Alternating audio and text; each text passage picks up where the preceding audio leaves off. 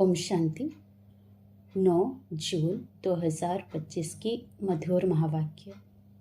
मीठे बच्चे, तुम सारे विश्व पर शांति का राज्य स्थापन करने वाले बाप के मददगार हो।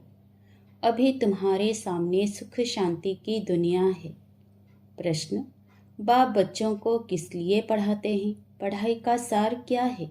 उत्तर: बाप अपने बच्चों को स्वर्ग का प्रिंस, विश्व का मालिक बनाने के लिए पढ़ाते हैं। बाप कहते हैं, बच्चे, पढ़ाई का सार है दुनिया की सब बातों को छोड़ दो। ऐसे कभी नहीं समझो हमारे पास करोड़ हैं, लाख हैं, कुछ भी हाथ में नहीं आएगा। इसलिए अच्छी रीति पुरुषार्थ करो, पढ़ाई पर ध्यान दो। गीत: आखिर वह दिन आया आज। ओम शांति। बच्चों ने गीत सुना, आखिर विश्व पर शांति का समय आया। सब कहते हैं विश्व में कैसे शांति हो, फिर जो ठीक राय देते हैं उन्हों को इनाम देते हैं। नेहरू भी राय देते थे, शांति तो हुई नहीं, सिर्फ राय देकर गए। अभी तुम बच्चों की बुद्धि में है कि कोई समय सारे विश्व भर में सुख, शांति, संपत्ति आदि थी, वह अभी नहीं है, अब फिर होने वाली है। चक्र तो फिरेगा ना, यह तुम संगम युगी ब्राह्मणों की बुद्धि में है। तुम जानते हो भारत फिर सोने का बनना है। भारत को ही गोल्डन स्पैरो व सोने की चिड़िया कहा जाता है। भल महिमा तो करते हैं, परंतु सिर्फ कहने मात्र।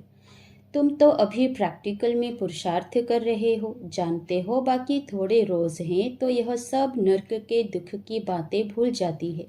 तुम्हारी बुद्धि में अब सुख की दुनिया सामने खड़ी है। जैसे आगे विलायत से आते थे तो समझते थे अभी बाकी थोड़ा समय है पहुंचने में, क्योंकि आगे विलायत से आने में बहुत टाइम लगता था। अभी तो एरोप्लेन में जल्दी पहुंच जाते हैं। अभी तुम बच्चों की बुद्धि में है कि अब हमारे सुख के दिन आने हैं, जिसके लिए पुरुषार्थ कर रहे हैं। बाबा ने पुरुषार्थ भी बहुत सहज बताया है। ड्रामा अनुसार कल्प पहले मुआफिक यह सटेन है। तुम देवता थे, देवताओं के कितने ढेर के ढेर मंदिर बन रहे हैं। बच्चे जानते हैं यह मंदिर आदि बनाकर क्या करेंगे। बाकी दिन कितने हैं। तुम बच्चे नॉलेज की अथॉरिटी हो। कहा भी जाता है परम पिता परमात्मा सर्वशक्तिमान ऑलमाइटी अथॉरिटी है। तुम ज्ञान की अथॉरिटी हो, वह है भक्ति की अथॉरिटी। बाप को कहा जाता है ऑलमाइट अथॉरिटी। तुम बच्चे नंबरवार पुरुषार्थ अनुसार बन रहे हो। तुमको सृष्टि के आदि मध्य अंत का ज्ञान है। जानते हो हम पुरुषार्थ कर रहे हैं बाप से वर्षा पाने का। जो भक्ति की अथॉरिटी है वह सबको भक्ति ही सुनाते हैं। तुम ज्ञान की अथॉरिटी हो तो ज्ञान ही सुनाते हो। सतयुग में भक्ति होती ही नहीं, पुजारी एक भी होता नहीं, पूज्य ही पूज्य है। आधा कल्प है पूज्य, आधा कल्प है पुजारी। भारतवासियों के लिए ही है पूज्य थे तो स्वर्ग था। अभी भारत पुजारी नर्क है। तुम बच्चे प्रैक्टिकल लाइफ बना रहे हो। नंबरवार पुरुषार्थ अनुसार सबको समझाते रहते हो और वृद्धि को पाते रहते हो। ड्रामा में पहले से ही नूंद है। ड्रामा तुमको पुरुषार्थ कराते रहते हैं, तुम करते रहते हो। जानते हो ड्रामा में हमारा अविनाशी पार्ट है। दुनिया इन बातों को क्या जाने, हमारा ही ड्रामा में पार्ट है। जो कहेगा वही समझेगा ना कि कैसे हमारा इस ड्रामा में पार्ट है। यह सृष्टि चक्र फिरता ही रहता है। यह वर्ल्ड की हिस्ट्री ज्योग्राफी तुम्हारे सिवाय और कोई को मालूम नहीं है। ऊंचते ऊंच कौन है दुनिया में कोई नहीं जानते हैं। ऋषि मुनि आदि भी कहते थे हम नहीं जानते, नेति नेति कहते थे ना। अभी तुम बच्चे तो जानते हो वह रचता बाप है और हमको पढ़ा रहे हैं। यह भी बाबा ने बार बार समझाया है कि यहाँ जब बैठते हो तो देही अभिमानी होकर बैठो। एक बाप ही राजयोग सिखाते हैं और वर्ल्ड की हिस्ट्री ज्योग्राफी समझाते हैं। बाप कहते हैं मैं कोई थॉट रीडर नहीं हूँ। इतनी बड़ी दुनिया है, इनको क्या बैठ रीड करेंगे। बाप तो खुद कहते हैं मैं ड्रामा की नूंद अनुसार आता हूँ तुम्हें पावन बनाने। ड्रामा में मेरा जो पार्ट है वही बजाने आता हूँ, बाकी मैं कोई थॉट रीड नहीं करता हूँ। बतलाता हूँ मेरा क्या पार्ट है और तुम क्या पार्ट बजा रहे हो। तुम यह नॉलेज सीखकर दूसरों को सिखला रहे हो। मेरा पार्ट ही है पतितों को पावन बनाना। यह भी तुम बच्चे जानते हो। तुम तिथि तारीख आदि सब जानते हो।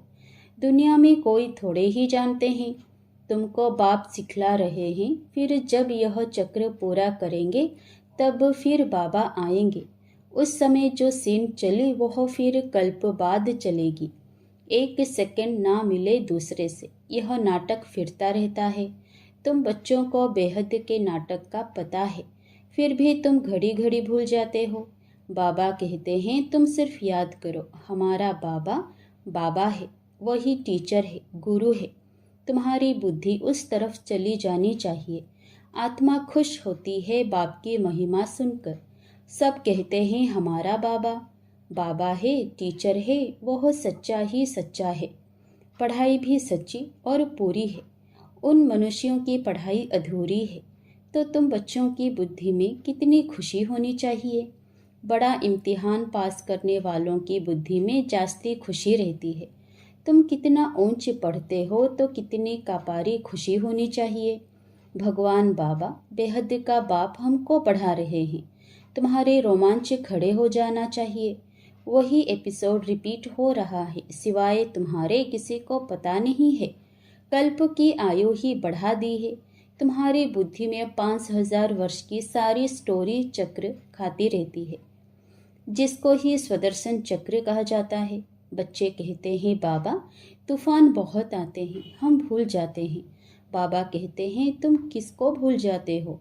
बाप जो तुमको डबल सिरताज विश्व का मालिक बनाते हैं, उनको तुम कैसे भूलते हो।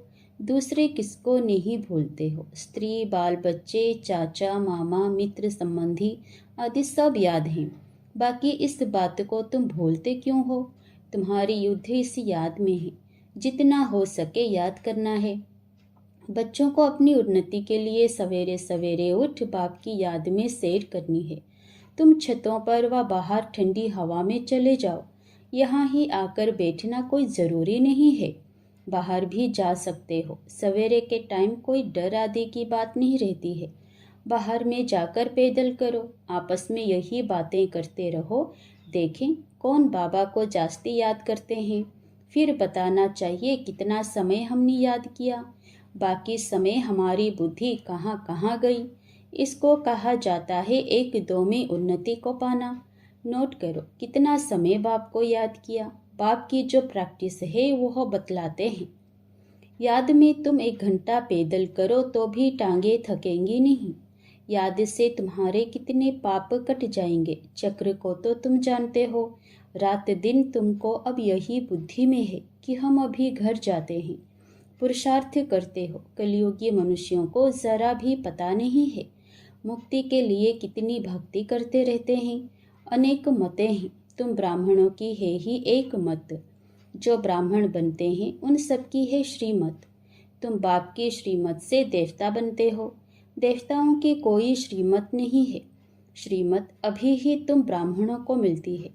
भगवान है ही निराकार जो तुमको राजयोग सिखलाते हैं, जिससे तुम अपना राज्य भाग्य ले कितना ऊंच विश्व का मालिक बनते हो।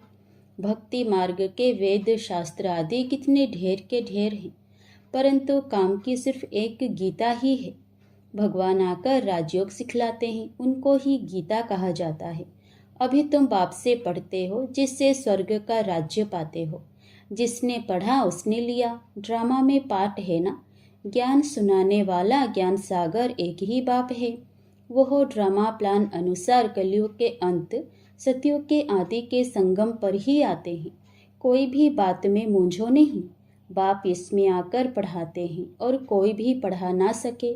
यह दादा भी आगे कोई से पढ़ा हुआ होता तो और भी बहुत उनसे पढ़े हुए होते। बाप तो कहते हैं इन गुरुओं आदि सबका उद्धार करने में आता हूँ। अभी तुम बच्चों की एम ऑब्जेक्ट सामने खड़ी है। हम यह बनते हैं। यह है ही नर से नारायण बनने की सत्य कथा। इनके फिर भक्ति मार्ग में महिमा चलती है। भक्ति मार्ग की रस्म चलती आती है। अभी यह रावण राज्य पूरा होना है। तुम अभी दशहरा आदि में थोड़े ही जाएंगे। तुम तो समझाएंगे यह क्या करते हैं। यह तो बेबीज का काम है। बड़े बड़े आदमी देखने जाते हैं रावण को कैसे जलाते हैं। यह है कौन, कोई बता ना सके। रावण राज्य है ना। दशहरे आदि में कितनी खुशी मनाते हैं, जिसमें रावण को जलाते आते हैं। दुख भी चला आता है, कुछ भी समझ नहीं है। अभी तुम समझते हो हम कितने बेसमझ थे। रावण बेसमझ बना देते हैं। अभी तुम कहते हो बाबा हम लक्ष्मी नारायण जरूर बनेंगे। हम कोई कम पुरुषार्थ थोड़े ही करेंगे। यह एक ही स्कूल है, पढ़ाई बहुत सहज है। बूढ़ी बूढ़ी माताएं और कुछ नहीं याद कर सकती तो सिर्फ बाप को याद करे। मुख से हे राम तो कहते हैं ना। बाबा यह बहुत सहज बताते हैं। तुम आत्मा हो, परमात्मा बाप को याद करो तो तुम्हारा बेड़ा पार हो जाएगा। कहाँ चले जाएंगे? शांति धाम, सुख धाम। और सब कुछ भूल जाओ। जो कुछ सुना है, पढ़ा है, वह सब भूलकर अपने को आत्मा समझ बाप को याद करो तो बाप से वर्षा जरूर मिलेगा। बाप की याद से ही पाप कट जाते हैं। कितना सहज है। कहते भी हैं भ्रुकुटी के बीच चमकता है सितारा। तो ज़रूर इतनी छोटी आत्मा होगी ना। डॉक्टर लोग बहुत कोशिश करते हैं आत्मा को देखने की, परंतु वह बहुत सूक्ष्म है। हठ आदि से कोई देख ना सके। बाप भी ऐसे ही बिंदी है। कहते हैं जैसे तुम साधारण हो, हम भी साधारण बन तुमको पढ़ाता हूँ। किसी को क्या पता कि इन्हों को भगवान कैसे पढ़ाते होंगे। श्री कृष्ण पढ़ाते तो सारे अमेरिका, जापान आदि सब तरफ से आ जाएं। उनमें इतनी कशिश है। श्री कृष्ण के साथ प्यार तो सबका है ना। अभी तो तुम बच्चे जानते हो हम 100 बन रहे हैं। श्री कृष्ण है प्रिंस, उन्हें गोद में लेना चाहते हैं तो पुरुषार्थ करना पड़े। कोई बड़ी बात नहीं है। बाप अपने बच्चों को स्वर्ग का प्रिंस, विश्व का मालिक बनाने के लिए पढ़ाते हैं। बाप कहते हैं बच्चे, पढ़ाई का सार है दुनिया की सब बातों को छोड़ दो। ऐसे कभी नहीं समझो कि हमारे पास करोड़ हैं, लाख हैं। कुछ भी हाथ में नहीं आएगा। इसलिए अच्छी रीति पुरुषार्थ करो। बाप के पास आते हैं तो बाप उल्हाना देते हैं। 8 मास से आते हो और बाप जिनसे स्वर्ग की बादशाही मिलती है उनसे इतना समय मिले भी नहीं। कहते बाबा फलाना काम था। अरे तुम मर जाते फिर यहाँ कैसे आते। यह बहाने थोड़े ही चल सकेंगे। बाप राजयोग सिखा रहे हैं और तुम सीखते नहीं। जिसने बहुत भक्ति की होगी उनको 7 रोज तो क्या 1 सेकंड में भी तीर लग जाए। सेकंड में विश्व का मालिक बन सकते हैं। यह खुद अनुभवी बैठा है।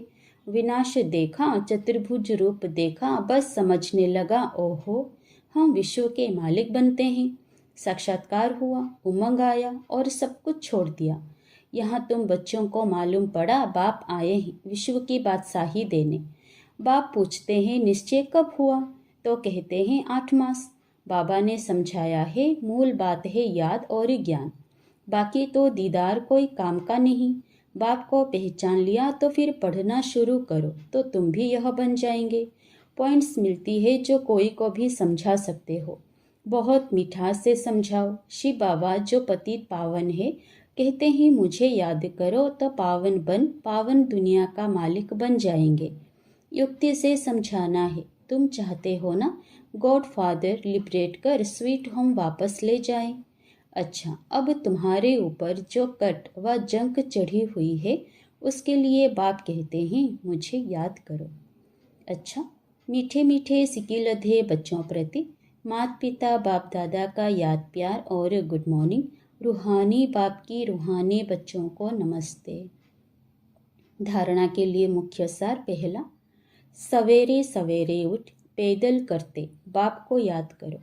आपस में यही मीठी रुझान करो कि देखें कौन कितना समय बाबा को याद करता है। फिर अपना अनुभव सुनाओ। दूसरा, बाप को पहचान लिया तो फिर कोई बहाना नहीं देना है। पढ़ाई में लग जाना है। मुरली कभी मिस नहीं करनी है। वरदान, सर्व के गुण देखते हुए स्वयं में बाप के गुणों को धारण करने वाले गुण मूर्त भव। संगम युग पर जो बच्चे गुणों की माला धारण करते हैं वही विजय माला में आते हैं। इसलिए होली हंस बन सर्व के गुणों को देखो और एक बाप के गुणों को स्वयं में धारण करो। यह गुणमाला सभी के गले में पड़ी हुई हो। जो जितने बाप के गुण स्वयं में धारण करते हैं उनके गले में उतनी बड़ी माला पड़ती है। गुणमाला को सिमरण करने से स्वयं भी गुणमूर्त बन जाते हैं। इसी की यादगार में देवताओं और शक्तियों की गले में माला दिखाते हैं। स्लोगन: साक्षीपन की स्थिति ही यथार्थ निर्णय का तख्त है।